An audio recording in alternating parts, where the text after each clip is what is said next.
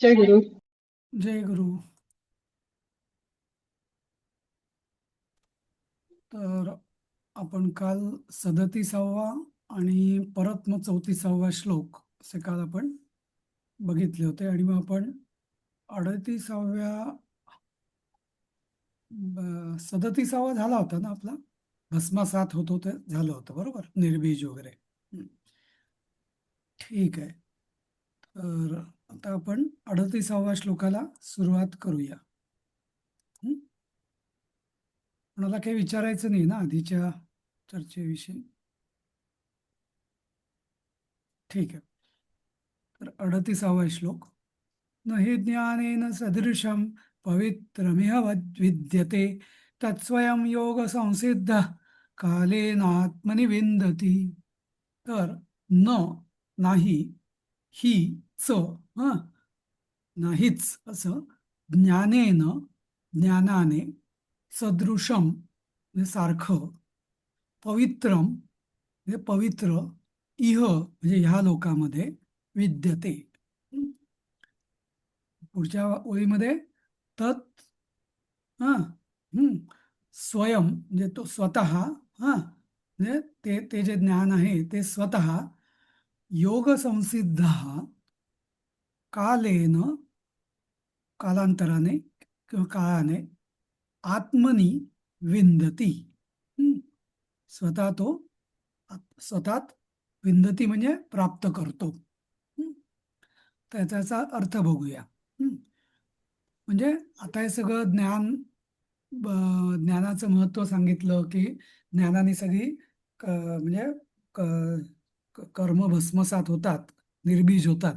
ते आपण आधीच्या श्लोकात बघितलं होतं बरोबर.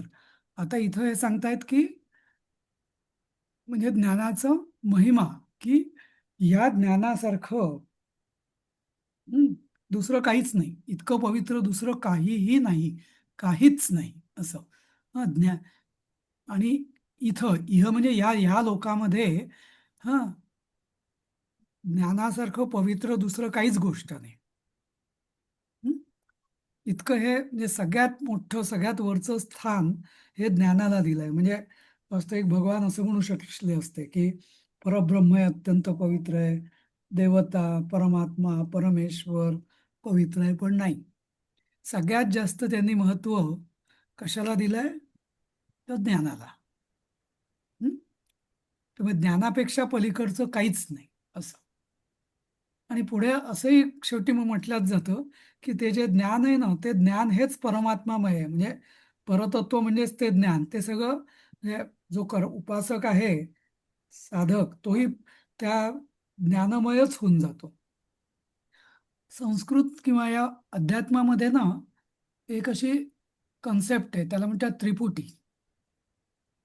त्रिपुटी म्हणजे काय? की एक ज्ञाता म्हणजे जो जाणणारा, ज्ञेय म्हणजे जे जाणायचं आहे ते, आणि ज्ञान म्हणजे जे ॲक्च्युली ज्ञान, त्याविषयीचं, त्या ज्ञेय ज्ञेय गोष्टीविषयीचं ज्ञान असं. तर कुठल्याही या अवस्थेमध्ये या त्रिपुटीचं विशेषता अशी की ते जे ज्ञान आहे ते ते ज्ञान, तो ज्ञाता म्हणजे जो जाणणारा, आणि जे ज्ञेय की जाणण्याजोग्य योग्य, हे तिन्ही एकरूप होऊन जातात. अशीच दुसरी त्रिपुटी असते, ध्याता म्हणजे ध्यान करणारा, ध्येय म्हणजे जे ध्यान करण्याजोगं आहे ते, योग्य आहे ते, आणि ध्यान म्हणजे ध्यान ही प्रक्रिया आहे. ज्ञान जशी प्रक्रिया आहे तसंच ज्ञान ही प्रक्रिया आहे. आणि ही प्रक्रिया ज्ञाता म्हणजे जो जो जाणतो किंवा जाणायला उत्सुक असतो, जाणण्याचा प्रयत्न करतो, त्याला, आणि जे ज्ञेय आहे, जे तत्व आहे, अद्वैत तत्व, त्याला ते एकरूप करून टाकतं. म्हणून हे ज्ञान अत्यंत पवित्र आहे, की याच्यापेक्षा पवित्र काहीच नाही. कारण ते दोघांनाही एकरूप करून टाकतं. या तिन्ही गोष्टी एकरूप होऊन जातात. ज्ञाता, ज्ञाता किंवा ज्ञातृ, त्याचा प्रथमा होते ज्ञाता. तर ज्ञातृ, ज्ञेय, ज्ञानम, ही त्रिपुटी. जसं ध्यातृ, ध्येय, ध्यानम, तसं. हं. तर या पहिल्या वळीचा अर्थ कळला? हं. पुढे पुढची ओळ आहे, तत् स्वयं योग संसिद्ध, आणि ते ज्ञान जो योग संसिद्ध आहे. योग संसिद्ध म्हणजे काय? कर्मयोगी. हम्म. कर्मयोग किंवा समाधी योग. हम्म. कालेन आत्मनी विंदती, म्हणजे यथाकाल, योग्य वेळी, ह आत्मनी म्हणजे स्वतःच तो प्राप्त करतो. आता बघा, आधीच्या काही श्लोकांमध्ये सांगितलं होतं की समिद्धि प्रदिपातेन परिप्रश्नेन सेवया, आणि नंतर उपदीक्षन्ति ज्ञानिनस तत्वदर्शिनः, ते उपदेश करतात. पण त्यांनी जरी उपदेश केलेला असला गुरुनी, तरी जे ज्ञानाचं जे ॲसिमिलेशन किंवा शोषण जे होतं, शोषण म्हणजे आत्मसात जे होतं, ते तो स्वतः आपण स्वतःच करतोय. गुरु हा उपदेश करू शकतो. म्हणजे उदाहरण द्यायचं म्हणजे, घोड्याला तो पाणी न्यायला स तलावाजवळ किंवा नदीजवळ गुरु नेऊ शकतो घोड्याला. पण पाणी पिण्याची क्रिया जी आहे ती घोड्यालाच करायची आहे, बरोबर? तर तसंच इथं सुद्धा गुरु आपल्याला उपदेश करतील, शरण गेलो वगैरे करतील, पण शेवटी जे ज्ञान आत्मसात करायचं आहे ते आपल्यालाच करायचं आहे. म्हणून असा जो योग संसिद्ध म्हणजे कर्मयोगी. कर्मयोगी म्हणजे कोण? पुन्हा ज्याचं आसक्ती, ममता आणि अहंकार हे गेलेले आहेत, आणि ज्याचं चित्तशुद्धी झालेली आहे, असा जे गुरुनी उपदेश केलेलं ज्ञान ते कालेन, म्हणजे यथाकाल, त्याला तो प्राप्त करतो. समजलं? म्हणजे गुरु हा काही आपल्याला चमच्याने स्पून फिडिंग करत नाही. गुरु आपल्याला ज्ञान उपदेश करतो, पण त्या डोक्यातनं त्या ज्ञानाचं, जसं परवा आपण चर्चा केली होती की ज्ञानाचं जे विज्ञान करणं जे आहे, हं, ते आपल्याला आपलं स्वतःच करायचं आहे. ज्ञानाचं विज्ञान दुसरा कोणी नाही देऊ करू शकत. हं. ती अनुभूती, तो अनुभव, ते आत्मसात करणं, ते आपलं आपल्यालाच करायचं आहे. ते आकलन म्हणता येईल.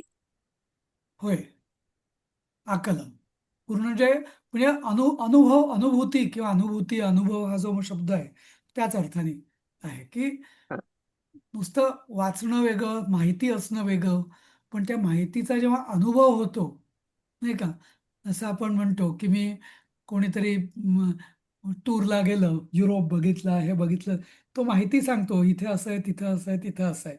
पण आपणही छान छान म्हणजे, पण शेवटी आपण स्वतः जाणं वेगळं आणि त्यांनी सांगून ती आपली माहिती असणं वेगळं, नाही का? पुस्तकात वाचणं वेगळं तसं. हं? तर पण हा ऑलरेडी ज्ञानी आहे ना, मग त्याला परत काय तो स्वतःचे स्वतः करणार आहे? नाही नाही राधिका, तसं नाही. इथे जो कर्मयोगी आहे तो ज्ञानी नाही आहे अजून. आपण आधी काय बघितलं होतं? भक्ती. भक्ती म्हणजे पाया. त्याच्यानंतर तो कर्मयोग आणि चित्तशुद्धी होणार. कर्मयोग म्हणजे आसक्ती, अहंकार वगैरे गेले की मग सगळे षड्रिपू हळूहळू कमी होत होत त्याची चित्तशुद्धी होणार. मग तो त्या ज्ञानप्राप्तीसाठी योग्य होणार, आणि मग गुरुचा उपदेश, त्या गुरुच्या उपदेशाची यथार्थता त्याला मग मग कळायला लागणार. समजलं? ओके. हा, जसं अगदी सुरुवातीला मी सांगितलं होतं बघा, इथे पायऱ्या कशा आहेत की आधी म्हणजे आधी भक्ती, भक्ती म्हणजे श्रद्धा भक्ती. त्याच्यानंतर मग शक्यतो आपण आसक्ती रहित, ममता रहित, अहंकार रहित कर्म करत राहायचं, फळाची आशा न ठेवता वगैरे, हा, निष्काम भावनेने, की जेणेकरून ते करता करता आपली वासना कमी होईल. आपले जे कारण कामाला जिंकलं. आता या षड्रिपूंची पण एक गंमत आहे. षड्रिपूंचा लीडर आहे काम. कामाला जर वश केलं, आपण दुसऱ्या अध्याय बघितला होता ना, तिसऱ्या अध्यायात, कामाला वश जर केलं तर बाकी सगळे षड्रिपू वश होतात. कारण काम जिंकला की क्रोध जिंकतो, क्रोधाला जिंकलं की बाकी सगळ्यांना आपण जिंकतो, आणि त्या सगळ्यांना जिंकलं की चित्तशुद्धी होते. चित्तशुद्धी झाली की आपण ज्ञान जे आपल्याला गुरु उपदेश करतायत ते आपलं आपलं चित्त शुद्ध झाल्यामुळे, चित्तशुद्धी होणे म्हणजे चित्त शुद्ध झाल्यामुळे ते चटकन, जसा ब्लॉटिंग पेपर असतो, तो ब्लॉटिंग पेपर पटकन शाई शोषून घेऊ शकतो, नाही का?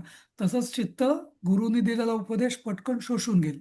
पण तोच ब्लॉटिंग पेपरच्या ऐवजी त्याला जर प्लॅस्टिकमध्ये असेल तो ब्लॉटिंग पेपर, किंवा कोटिंग असेल त्याला काही, तर तो शोषून घेईल का? काही नाही.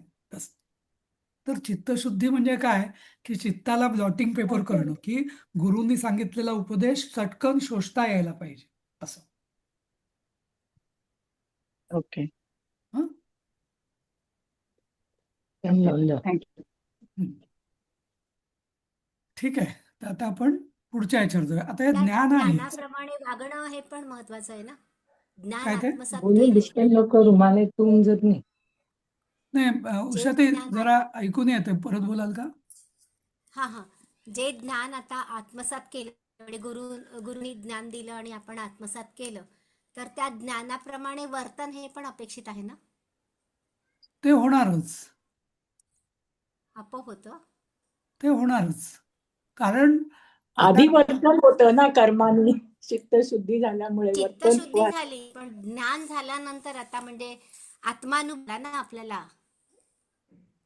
नाही तर नाही मग आत्मानुभवाचं पुढे काय फलित? तर सच्चिदानंद, म्हणजे कायम आनंदात राहणं, आनंदात ठेवणं आणि लोकांनाही आनंद देणं.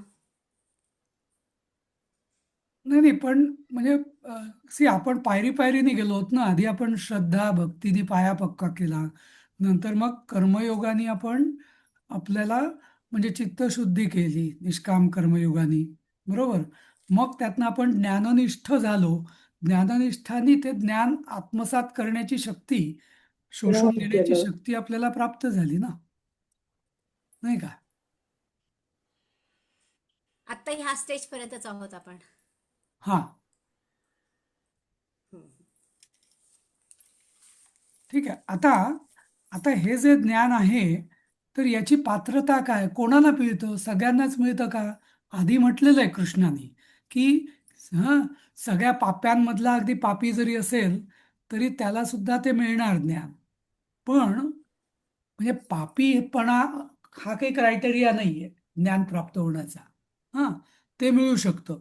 पण मग क्रायटेरिया काय, पात्रता काय आहे ज्ञानाचा? तर तो असा आहे, तो पुढच्या श्लोकात सांगितलंय. श्रद्धावान लभते ज्ञानम तत्पर संयतेंद्रिय, ज्ञानम लब्ध्वा पराम शांती मचिरेणाधिगच्छति. हम्म तर श्रद्धावान लभते ज्ञानम, तत्परः संयतेंद्रिय. म्हणजे याचा पूर्ण वाक्याचा असा आहे की श्रद्धावान, तत्परः आणि संयतेंद्रिय ज्ञानम लभते. म्हणजे ज्ञान कोणाला लाभतं? आता इथे बघा, हा गंमत आहे. उपदेश 34व्या श्लोकात बघितलं आपण की गुरु उपदेश करतात. आधीच्या श्लोकात बघितलं कालेन आत्मनी विंदती, म्हणजे तो जाणतो. पण त्याचा लाभ, तो लाभ कधी होतो? कालेन म्हणजे कधी होतो, किंवा हा, तर कोणाला होतो? तर ती व्यक्ती ज्याला गुरुचा उपदेश प्राप्त झालेला आहे, तर ती कशी पाहिजे? श्रद्धावान. हम्म मुख्य म्हणजे त्याची दृढ श्रद्धा पाहिजे गुरुच्या उपदेशावर. परमेश्वरावर, गुरुच्या उपदेशावर श्रद्धा पाहिजे. एक, दृढ श्रद्धा पाहिजे. ज्याला अध्यात्मामध्ये असं म्हटलं जातं अव्यभिचारी निष्ठा. अव्यभिचारी म्हणजे कसं, की एखादी स्त्री, म्हणजे पतिव्रता स्त्री जी असते, तिची आता आपल्या पतीवर अव्यभिचारी निष्ठा असते. म्हणजे काय? ती त्याच्याशिवाय दुसऱ्या कोणाचाही विचार सुद्धा मनात आणत नाही. किती दुसरा पुरुष किती सुंदर असेल, काही असेल, कसे असेल, आकर्षक असेल, तरी तिची निष्ठा तिच्या पतीवरच अव्यभिचारी असते. म्हणजे कायिक तर नाहीच, पण मानसिक पण नाही आणि वाचिक पण नाही, असं त्याला म्हटलं जातं अविचारी. तर श्रद्धावान म्हणजे गुरुवर, गुरुच्या उपदेशावर आणि शास्त्रावर, गुरुवर आणि गुरुपदेशावर अव्यभिचारी निष्ठा, त्याला म्हटलं जातं श्रद्धावान. अशी निष्ठा असलेला व्यक्ती श्रद्धावान. बरोबर. दुसरं तत्परः. आता ही व्यक्ती आहे, भक्ती खूप आहे, श्रद्धा एकदम पक्क आहे एकदम त्याचं. पण तत्परः, तत्परा म्हणजे जसं आपण म्हणजे मराठीत जो अर्थ आहे तत्परचा तोच अर्थ आहे, डिलिजंट. हां, म्हणजे काय त्याला म्हणता येईल की दक्ष. हं. अच्छा. म्हणजे काम करण्यासाठी पटकन तो काम करणं. हा म्हणजे हां. चटकन अटेन्शन देणारा, लगेच म्हणजे करतो, बघतो, उद्या करू, परवा करू असं नाही. हं. तो म्हणजे जे काय त्याच्या समोर येईल ते ते पटकन त्याला म्हणजे ते पटकन आत्मसात, त्याला घाई असली पाहिजे. म्हणजे चैन नाही पडलं पाहिजे त्याला ते काम केले आटोपल्याशिवाय. म्हणजे किंवा तो ज्ञानाचा जो उपदेश आहे तो समजून घेण्याची, बघू, वाचू नंतर, गुरुनी सांगितलं करू नंतर विचार, आता मला जरा आराम करू दे, असं नाही. तर तत्परः, तत्परता अध्यात्मामध्ये हा मोठा म्हणजे आवश्यक गुण आहे बरं का. ते त्रिपुरा रहस्यामध्ये जी गीता, विद्यागीता म्हणून आहे, तिच्यात सुद्धा तत्परता म्हणजे चांगला साधक कोण, साधकाचा सगळ्यात चांगला गुण कुठला, तर तिथं ती श्रीविद्या सांगते की सगळ्यात चांगला गुण हा तत्परता हाच आहे. हं? हं. त्यामुळे तत्पर म्हणजे जो साधक किंवा काय ज्याला आपण म्हणू योगी साधक जो काय, तर तो तत्पर असलाच पाहिजे. हां, तत्काळ. बरोबर, पल्लवी त्यांनी सांगितलं तत्काळ म्हणजे लगेच काम ते करून टाकलं पाहिजे. जसं आपण व्यवहारातही बघतो ना, काही माणसं अशी आहेत, काही सांगितलं, "हो, करतो." करतील आरामात म्हणजे आणि बसूनही राहतील. म्हणजे असं नाही की बाबा त्यांच्या हातात काही दुसरं काम आहे. पण शांतीने करतील, मग विसरतील, चालढकल करतील. व्हेअरएज एखादा जण थांबा हां, 2 मिनिटात पटकन करून देतो, नाही का? तर त्याला आपण तत्परता म्हणतो. तर तशी तत्परता इथं पाहिजे. हं. आणि व्यवहारात तर पण पाहिजे आणि इथे तर पाहिजेच पाहिजे, नाही का? असं.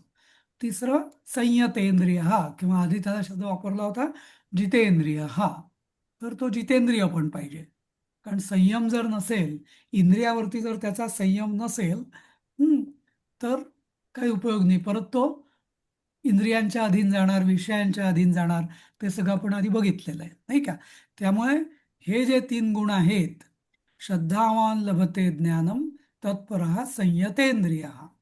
तर हे जे 3 गोष्टी ज्या आहेत, श्रद्धावान, संयतेंद्रिय किंवा जितेंद्रिय आणि तत्पर, त्याला साधनपरायण म्हणजे त्या साधन, जे काय साधनं किंवा साध्यप्राप्तीसाठी लागलेला, ज्याला आपण हिंदीमध्ये लगे रहो म्हणतात तसं, हां, तेच करत राहणारा असं. तर असा त्याला ज्ञान प्राप्त होते. आणि पुढं ज्ञानम, आणि मग ज्ञान प्राप्त झाल्यावर काय होतं?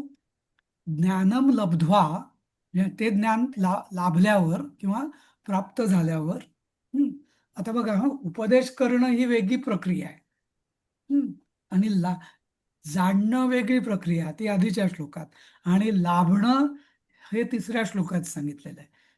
म्हणजे एकदम सगळं एकदम नाही सांगितलं. आधी उपदेश, उपदेशासाठी गुरुची पात्रता, गुरु कसा हवा ते, शिष्याची तर पात्रता खूप वेळा सांगितलेली आहे. पण पुन्हा इथं तिसऱ्या श्लोकात सांगितलं की शिष्य कसा हवा, तर श्रद्धावान, तत्परः आणि संयतेत. तर गुरु अगदी ज्ञानीना, तत्वदर्शिना असेल, बरोबर. पण जर शिष्य जर या 3 कॅटेगरीत नसेल, तर त्यात गुरुचा काही दोष आहे का? नाही. गुरुनी सगळं दिलं, पण शिष्य जर तत्पर नसेल किंवा जितेंद्रिय नसेल, तर तो परिणाम होणार नाही, नाही का? तसं तसं आपण जसं रामदास स्वामी किंवा बऱ्याच यांच्या आपण बघितलेलं आहे ना, की म्हणजे सगळेच शिष्य, त्यांचा उपदेश शंकराचार्यांच्या याच्या बाबतीत होत. जरी शिष्य मंडळी भरपूर असली त्यांची एकाच वेळेस, तरी सगळेच शिष्य एकाच वेळेस एकाच सारखे ऍब्सॉर्ब नाही करू शकत ना त्यांचा उपदेश तसं. कारण का, की हे ज्या 3 पात्रता ज्या आहेत यात कमी जास्तपणा होऊ शकतो म्हणून. हं? एकपाठी शिष्याचं पण महत्व आहे ना. नाही, ऍक्च्युअली ना पल्लवी ताई, एकपाठी वगैरे म्हणजे ना हं. ते तेवढं नाही. मूळ अच्छा. श्रद्धावान, तत्पर आणि संयतेंद्रिय. मग एखाद्याच्या लक्षात हा. लवकर राहील किंवा एकपाठी असेल, त्रिपाठी असेल, पंचपाठी किंवा हा. लक्षात त्यांनी एवढा मुख्य श्रद्धा आहे का, हम्म, हा. ज्ञानात हा. तत्पर आहे का आणि जितेंद्रिय काय, हे 3 हा. क्रायटेरिया. हा. हा हा. ते जसं आपल्या व्यवहारातल्या विद्यांसाठी एक पाठी वगैरे हा नाही म्हणजे ज्ञानासाठी नाही. हा म्हणजे त्याचा जो परिणाम आहे एकपाठीने काय होतं की जसं तो ससा म्हणजे ससा आणि कासवाच्या याच्यासारखं की ससा जसं पटकन म्हणजे शॉर्ट डिस्टन्स तो पटकन जाईल बरोबर पण तो तत्पर आहे की नाही म्हणजे तर म्हणजे आता ही एकपाठीपणा वगैरे हे काय येईल की तो म्हणजे त्याचं डोकं धारणाशक्ती चांगली आहे का हा. मेधा हा. हा. हा भाग झाला हा नाही म्हणत आहे हा. आणि परत बर बर. सांगतो हा. की शिष्याची पात्रतेची क्रायटेरिया तो हुशार आहे का ही नाहीये हा. हा. बरोबर हुशारी ही पात्रता नाहीये पापी आहे की पुण्यवान आहे ही पण पात्रता नाही भले त्याची बर. खूप पापं केली असतील पात्रता त्याची हीच हं. या क्षणाला म्हणजे श्रद्धावान आहे. हा तो श्रद्धावान गुरुवर ते गुरुशास्त्र आणि गुरुपदेश याच्यावर त्याची श्रद्धा आहे का शास्त्र हा नंतर पूर्ण श्रद्धा आहे का नंतर तो तत्पर आहे का आणि तो संयतेंद्रिय का हे 3च असं हं? सर रामदास स्वामी आणि कल्याण स्वामींचं उदाहरण आहे ना ह्याच्यामध्ये ती हो गोष्ट सांगितली बरोबर त्यांची तेच मी छाती म्हटलं की उडाली त्यांची तर ते पकडण्यासाठी त्यांनी तिथून उडी घेतली तेव्हा त्यांनी हाही विचार केला नाही की आपल्या जीवाचं काय होईल म्हणजे इतकी काय श्रद्धा गुरुवर. तेच तर मी म्हटलं ना श्रद्धा गुरु म्हणजे शास्त्र पाठी आणि असला आणि परमेश्वर तत्पर नसला तर काय हो ना सर एक काय पाठी समजा असला पण तत्पर नसला श्रद्धावान नसला तर काही हा, उपयोग नाही नाही नाही ना. म्हणजे नाही मला फक्त एवढंच सांगायचं होतं त्यामध्ये की ते आवश्यक नाही येतात एकपाठी असेल तर ठीक आहे त्याची प्रगती लवकर होईल कदाचित हा कदाचित ते पण हा हा पण हम्म. तो किती हुशार आहे मग तो म्हणजे मंद असू पण शकतो असं मंद म्हणजे मी बुद्धीच्या दृष्टीने म्हणतोय किंवा स्मरणशक्तीच्या दृष्टीने म्हणतोय असं पण तो तत्पर आहे का असं नाही का म्हणजे जसं आपण वर्गामध्ये उदाहरण घेतो की एखादा म्हणजे आपल्या शालेय जीवनात आपण बघितलं असणार ना की काही काही मुलं एकपाठी किंवा अगदी पटकन लक्षात राहणारे असतात पण ते तत्पर नसल्यामुळे मागे पडतात नाही का किंवा काही काही अगदी हो हुशारी असतात पण हो. श्रद्धावान हो. हा हं. म्हणजे आता पुढच्या श्लोकात येईल ते हा म्हणजे श्रद्धा त्याची श्रद्धा नसते म्हणजे संशयात्मे असतात डळमळीत. हम्म. हम्म. हा किंवा सगळ्यावर चिकित्सक असतात जास्तच असं पण असतं तसं तर तिथं म्हणून या म्हणजे 3 आता गोष्टी त्याच्यात अगदी असं म्हणायचं की किडा असून नुसतं उपयोग नाही. हा हं, तेवढं स्मार्ट पण असलं पाहिजे ते ज्ञान हे करायला द्यायला किंवा ग्रहण शक्ती म्हणजे त्याची. हं. शक्ती पाहिजे किंवा हा नाही तर ऍक्च्युअली पण काय माहितीये का तेच तेच प्रॅक्टिकली मला तेच म्हणायचं प्रॅक्टिकली यूज करता आलं पाहिजे असं मला म्हणायचं. नाही तर तेच मी फरक सांगतोय ग्रहण शक्ती हा धारणा शक्ती या तेवढ्या महत्वाच्या नाहीयेत इथं बर बर हा बर. सी इथं भले एखाद्याला ग्रहण शक्ती म्हणजे काय एखाद्या काही कन्सेप्ट सांगितला एखाद्याच्या लक्षात पटकन समजून घेणं. येते हा. हा एखाद्या लक्षात थोडी लक्षात येते उशिरा पण त्याचा हो. तत्परतेशी काही संबंध आहे का नाही श्रद्धावांशी संबंध हम्म. श्रद्धा दोघांची कमी जास्त किंवा श्रद्धेशी संबंध नाही त्याचं ते ठीक आहे बुद्धीचं थोडं कमी आहे त्याचं नाही का असं लवकर लक्षात येत बर. नाही असं जितेंद्रिय पण इथे ग्रहणशक्ती आणि धारणाशक्ती नाही स्मरणशक्ती नाही बर. इथं म्हटलंय हं. हे हं. याचं कारण हो. जसंच मी परत शालेय जीवनातले उदाहरण देईल काही मुलांना सी आणि इव्हन आपण करिअरमध्ये पण बघतो म्हणजे मलाही अनुभव आहे हा की बऱ्याचदा खूप हुशार माणसं कंपनीमध्ये किंवा व्यवसायात यश मिळवतीलच असं नाही पण त्याच्या उलट ज्यांच्यामध्ये हा सातत्य आहे तत्परता आहे सातत्य आहे आणि पूर्ण हा श्रद्धावान आहेत असे लोक जास्त यशस्वी होतात न की खूप हुशार नाही का तसं म्हणायचं. अ- असं हम्म. हं? हा वासंतीताई विचारा तर विचारायचं नाही मला एक श्रद्धेच्या विषयी प्रसंग सांगायचा होता. हा सांगू सर? सांगा माझा भाऊ म्हणजे माझ्या माहेरचे सगळे पारनेरकर महाराजांचे शिष्य आहोत आम्ही. हा तर माझ्या भावाच्या मुलीच्या लग्नामध्ये माझी हा आई खूप आजारी पडली. म्हणजे तिला रक्ताच्या उलट्या, संडास वगैरे सगळं लागलं. म्हणजे आता जाते का काय असं वाटायला लागलं आम्हाला. हो मग माझ्या भावानी आमचे गुरु त्यांना फोन करून विचारलं की "बुवा अशी अशी कंडिशन आहे, काय करू? थांबवू हा का लग्नाचं सगळं?" तर गुरुंनी सांगितलं की "लग्न तुझं निश्चिंत पार पडेल, तू काही काळजी करू नको. त्यांना दवाखान्यात घेऊन जा आणि तू बाकी लग्नाची तयारी काही थांबवू नको, सगळं व्यवस्थित होऊन जाईल." आणि माझ्या भावानी त्याच्या म्हणजे महाराजांच्या शब्दांवरती विश्वास ठेवून सगळं केलं आणि खरोखरच ती चांगली घरी म्हणजे बरी होऊन घरी आली आणि नंतर 5-6 वर्ष जगली सर. म्हणजे हा हो श्रद्धेचा एक छोटासा नमुनाच सांगायचा होता मला. अगदी अगदी म्हणजे ते तर आहेच, पण इथं म्हणजे तुम्ही जे उदाहरण दिलं ते बरोबरच आहे. पण इथं विशेषतः काय माहिती आहे का, ऍक्च्युली पुढच्या श्लोकात याचं श्रद्धावांचा अर्थ ना जास्त क्लिअर होईल. हा, तर तुम्ही थोडा इथं थांबून आपण पुढचा श्लोक बघूया आपण. हा, ही दुसरी वेळ सांगतो मी आणि आणि म्हणजे हा जो श्रद्धावांचा जो कन्सेप्ट आहे ना, अजून पुढच्या श्लोकात जास्त क्लिअर होईल. ओके, आता पुढची ओळ याची ज्ञानम लब्ध्वा म्हणजे ज्ञान प्राप्त झाल्यावर पराम म्हणजे परम शांतीम हा अचिरेण अचिरेण म्हणजे चिर म्हणजे उशिरा अचिरेण म्हणजे लवकर हा अधिगच्छती.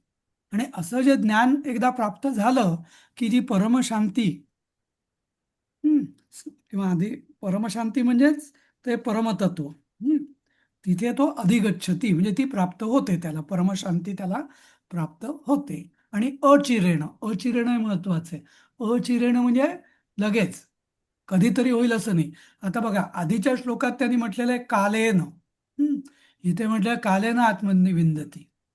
पण इथं ते सांगतात की ह्या ज्या 3 गोष्टी असतील आणि त्याला जो ज्ञान एकदा प्राप्त झालं की मग शांती प्राप्त व्हायला परमतत्व मिळायला वेळ लागत नाही. म्हणजे एकदा ज्ञान प्राप्त व्हायला वेळ लागतो.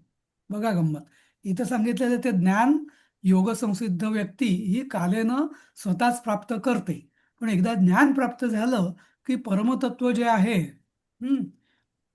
परमशांती किंवा परमतत्व ते मात्र अचिरेण प्राप्त होतं.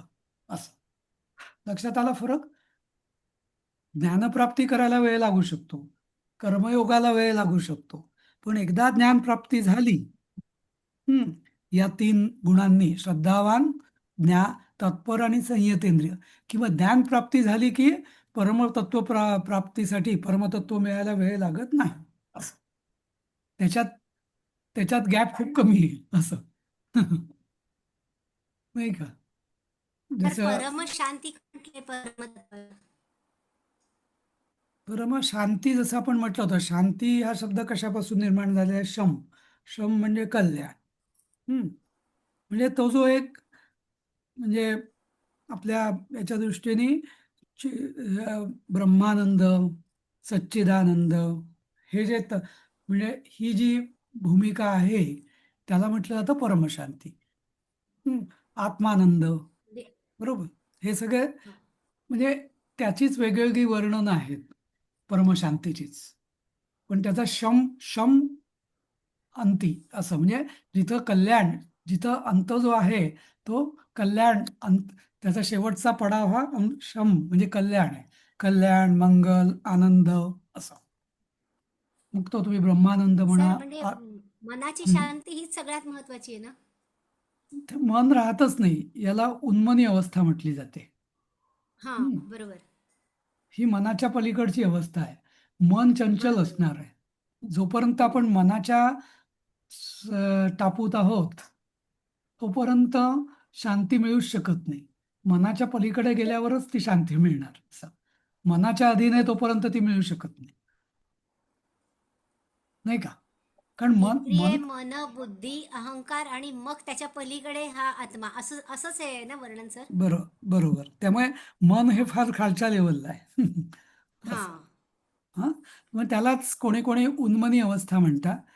म्हणजे बरोबर. समाधीमध्ये 2 अवस्था असतात, एक समना समाधी आणि उन्मनी समाधी असं, नाही का.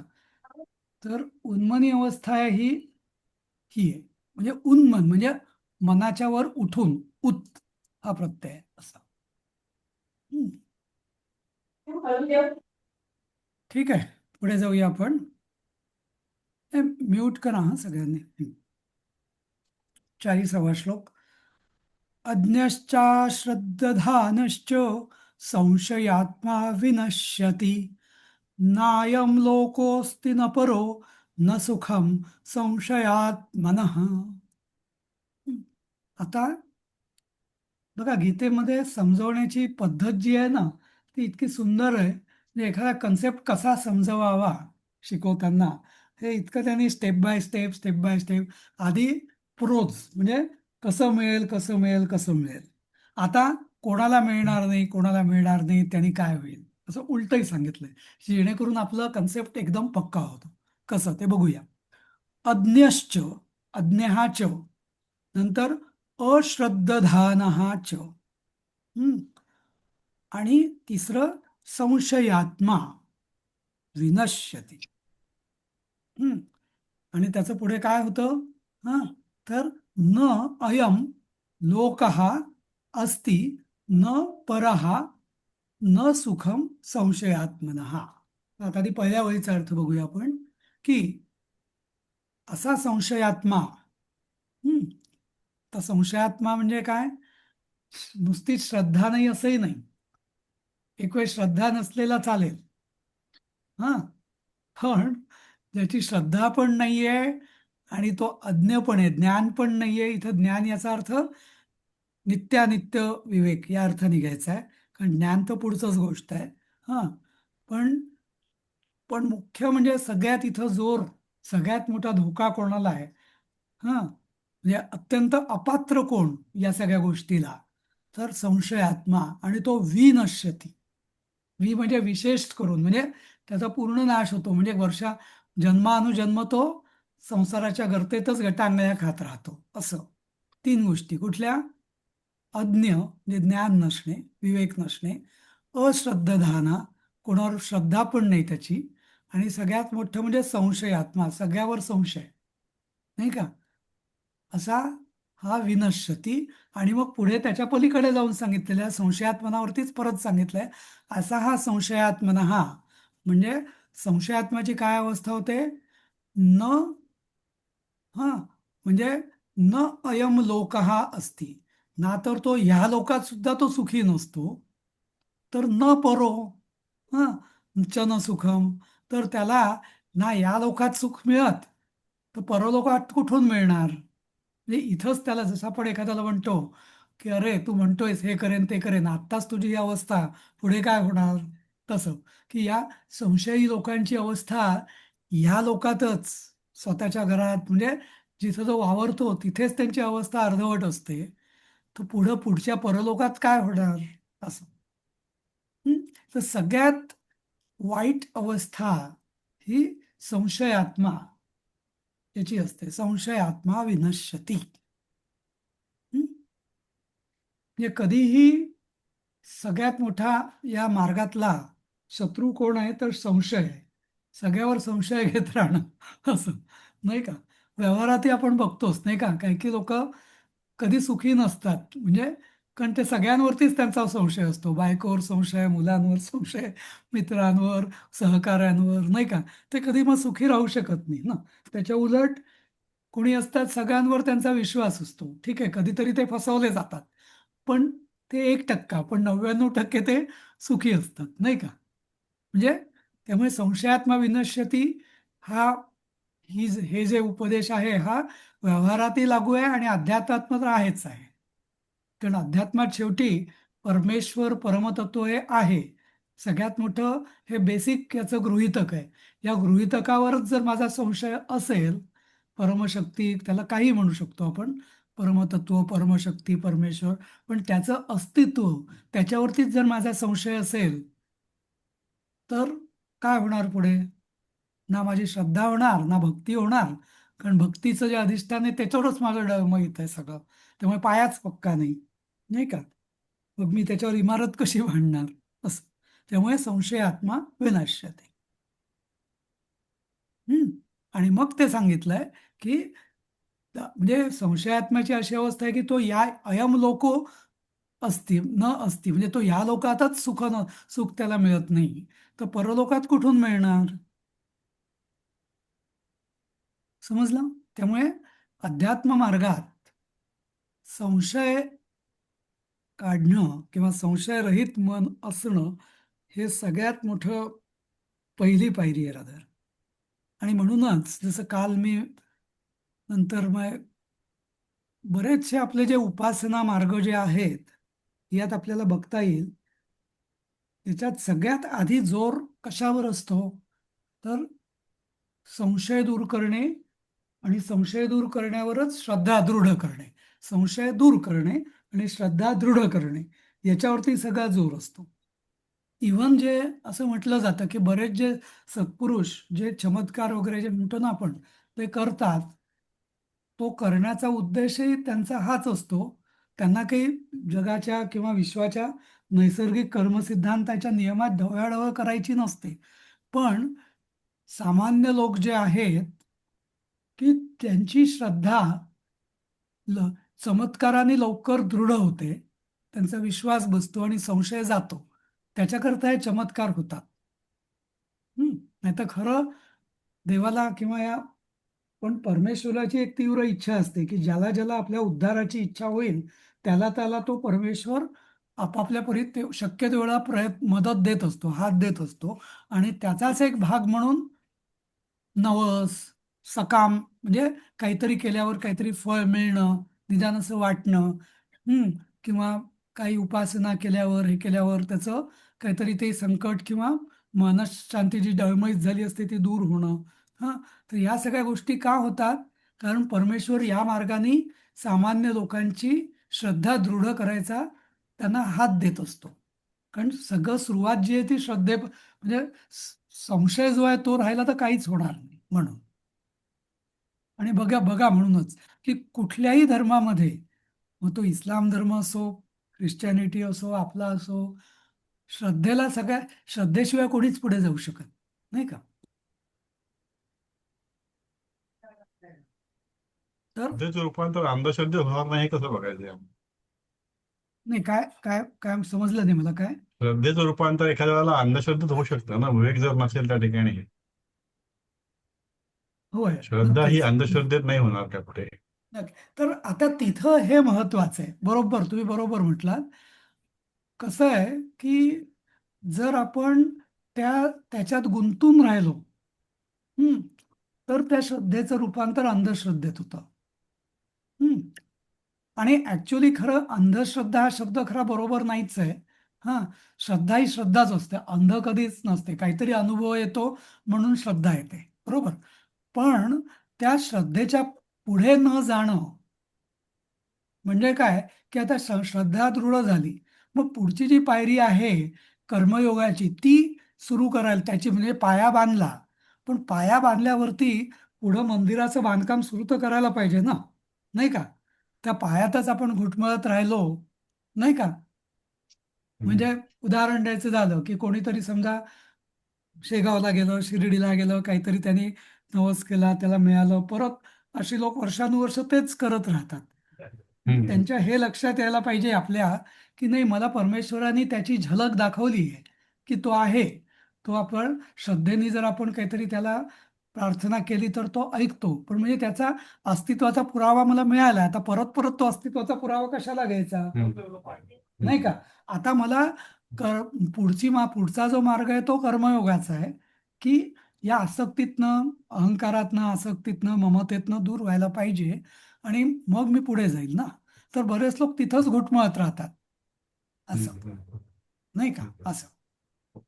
पण अध्यात्म मार्ग म्हणतं की श्रद्धा किंवा भक्त हा पाया आहे, सुरुवात आहे, पण त्याच्या पुढे कर्मयोग आणि ज्ञान, आणि मग ज्ञान नंतर परमतत्व किंवा शांती, पराम शांतीमध्ये गच्छती, या पायऱ्या अजून आहेत की नाही का? असं. सर, मला नेहमी एक सर. प्रश्न पडतो तो सर, असा की एक प्रश्न. एक मिनिट, उषाताईंचं होऊ दे. उषा किरणबाई ताई. हा हा हा हा सर, मग मला श्रद्धा आणि विवेक, श्रद्धा म्हणजे विवेक येईल का सर? विवेक शक्ती नाही त्याच्यामध्ये, असं पण म्हणता येईल का? नाही नाही नाही, श्रद्धा वेगळी, विवेक वेगळा. आपण उद्या बघूया. आता मला वाटतं वेळ संपत आली आहे. पण विवेकाचं नाव आहे नित्यानित्य विवेक.